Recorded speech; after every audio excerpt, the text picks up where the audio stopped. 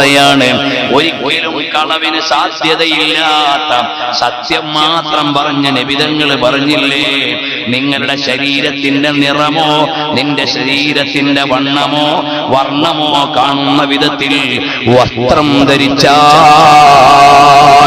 നിസാഉൻ കാസിയാത്തുൻ ആരിയാത്ത്, വസ്ത്രം ധരിച്ചിട്ടുണ്ട് പക്ഷേ ധരിക്കാത്തതുപോലെയാണ് എന്ന് പറഞ്ഞാൽ ചിലപ്പോ ഉള്ളിലുള്ളത് കാണാൻ പറ്റുന്ന നൈസ് വസ്ത്രം ധരിക്കുന്നവരാണ്.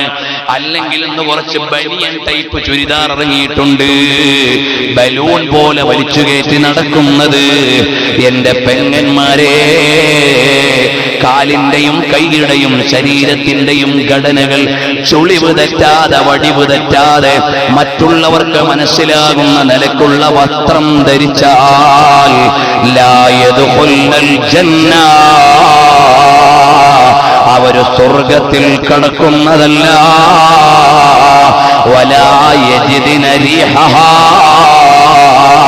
ആ സ്വർഗത്തിന്റെ സുഗന്ധം പോലും അവർക്ക് ലഭിക്കില്ലെന്ന് അള്ളാന്റെ റസൂല് സല്ലല്ലാഹു അലൈഹി വസല്ലം തങ്ങൾ പറഞ്ഞില്ലേ. എന്നിട്ട് പെൺമക്കൾക്ക് അത്തരം വസ്ത്രം വാങ്ങിക്കൊടുക്കുന്ന വാപ്പാ, നിങ്ങൾ മക്കളോട് ചെയ്യുന്നത് ക്രൂരതയാണ്.